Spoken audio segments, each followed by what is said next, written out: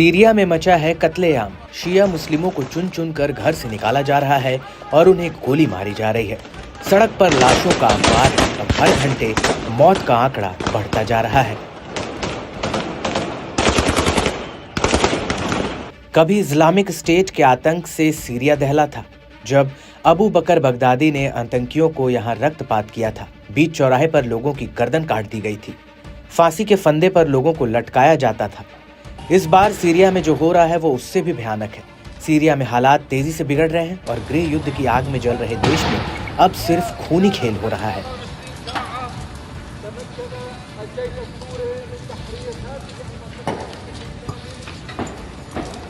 Syria में कत्लेआम पर AP ने चौंकाने वाली रिपोर्ट में बताया है कि कई जगहों पर लोगों की हत्या करने से पहले उनके मजहब के बारे में पूछा गया, उनके आईडी कार्ड की जांच की गई और उनकी पहचान करने के बाद गोली मारकर उनकी हत्या कर दी गई। अलावी समुदाय के लोगों के घरों की पहचान कर उन्हें जला दिया जा रहा है। स्थानीय लोगों ने कहा कि ये सीरियाई संघर्ष के दौरान सबसे बड़े नरसंहारों में से एक है। इससे पहले नरसंहार का पिछला आंकड़ा 600 का था। मैं अपने 7 साल के बेटे के लिए खिड़की के पास खाना गर्म कर रहा था, तभी वो ऊपर चला गया। अचानक ऊंची इमारतों से गोलियों की आवाज आने लगी। उन्होंने हम पर गोलियां चलाई। एक गोली मेरे हाथ में लगी और दूसरी गोली मेरे पास से निकली। मैं घायल हो गया और तेजी से खून बहने लगा। हम सांप्रदायिक युद्ध नहीं चाहते हैं, हम अपने देश को दोबारा बसाना चाहते हैं। हम रक्तपात नहीं चाहते, ना तो हमसे और ना ही उनसे, क्योंकि इससे कुछ नहीं बदलेगा। कुछ लोग हैं जो युद्ध से फायदा उठाते हैं और नहीं चाहते कि सीरिया फिर से बदले। वे फायदा उठा रहे हैं जबकि दोनों तरफ के लोग शिकार हो रहे हैं। हमें ये मंजूर नहीं है। हमें शांति चाहिए। पिछले साल दिसंबर में तख्ता पलट होने के बाद बशर देश छोड़कर रूस भाग गए थे। इसके बाद सीरिया की सत्ता पर उग्रवादी संगठन हयात तहरीर अल शाम का कब्जा हो गया। सीरिया सरकार का कहना है कि असद के वफादार लड़ाकों ने सुरक्षा बलों पर हमला किया, जिससे हिंसा शुरू हुई। वहीं असद के लड़ाकों ने सुरक्षा बलों पर रिहायशी इलाकों पर बमबारी करने का आरोप लगाया है। सीरिया में युद्ध पर नजर रखने वाली संस्था Syrian observatory for human rights ने आंकड़ा दिया है कि सीरिया के लताकिया और टार्टरस में बीते कई दिनों से सेना और पूर्व राष्ट्रपति बशर अल असद के समर्थकों के बीच झड़प जारी है। इस हिंसा से 2 दिन में 1000 से ज्यादा लोगों की मौत हो गई।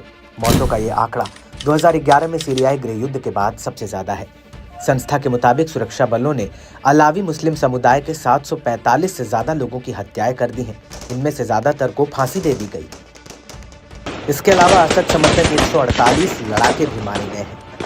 वहीं हिंसा में सुरक्षा बलों के 125 जवानों की भी मौत हुई है। हम एक नए खतरे का सामना कर रहे हैं, जो पहले शासन के बचे हुए लोगों और उनके पीछे बाहरी दलों की तरफ से राजद्रोह पैदा करने की कोशिश है। हमारे देश को गृह युद्ध में ढकेलना चाहते हैं।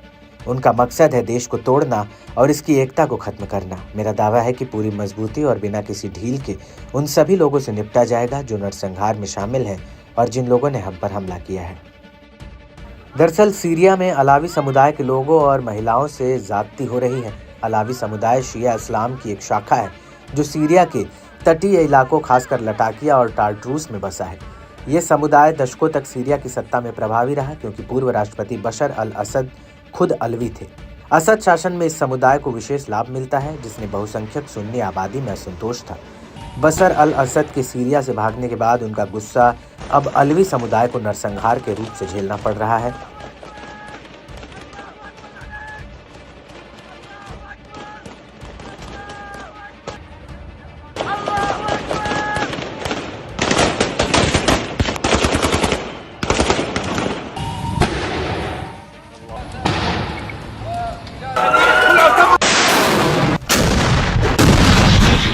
सीरिया में मचा है कत्लेआम। शिया मुस्लिमों को चुन चुन कर घर से निकाला जा रहा है और उन्हें गोली मारी जा रही है।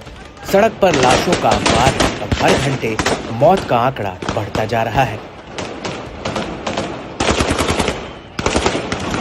कभी इस्लामिक स्टेट के आतंक से सीरिया दहला था, जब अबू बकर बगदादी ने आतंकियों को यहां रक्तपात किया था। बीच चौराहे पर लोगों की गर्दन काट दी गई थी। फांसी के फंदे पर लोगों को लटकाया जाता था। इस बार सीरिया में जो हो रहा है वो उससे भी भयानक है। सीरिया में हालात तेजी से बिगड़ रहे हैं और गृह युद्ध की आग में जल रहे देश में अब सिर्फ खूनी खेल हो रहा है।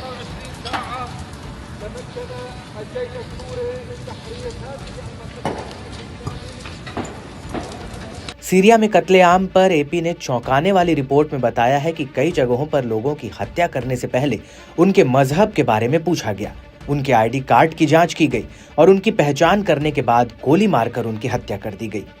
अलावी समुदाय के लोगों के घरों की पहचान कर उन्हें जला दिया जा रहा है। स्थानीय लोगों ने कहा कि ये सीरियाई संघर्ष के दौरान सबसे बड़े नरसंहारों में से एक है।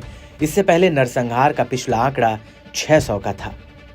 मैं अपने 7 साल के बेटे के लिए खिड़की के पास खाना गर्म कर रहा था, तभी वो ऊपर चला गया। अचानक ऊंची इमारतों से गोलियों की आवाज आने लगी।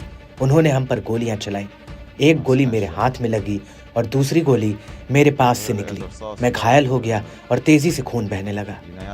हम सांप्रदायिक युद्ध नहीं चाहते हैं, हम अपने देश को दोबारा बसाना चाहते हैं। हम रक्तपात नहीं चाहते, ना तो हमसे और न ही उनसे, क्योंकि इससे कुछ नहीं बदलेगा। कुछ लोग हैं जो युद्ध से फायदा उठाते हैं और नहीं चाहते कि सीरिया फिर से बदले। वे फायदा उठा रहे हैं जबकि दोनों तरफ के लोग शिकार हो रहे हैं।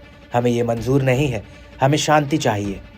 पिछले साल दिसंबर में तख्तापलट होने के बाद बशर देश छोड़कर रूस भाग गए थे। इसके बाद सीरिया की सत्ता पर उग्रवादी संगठन हयात तहरीर अल शाम का कब्जा हो गया।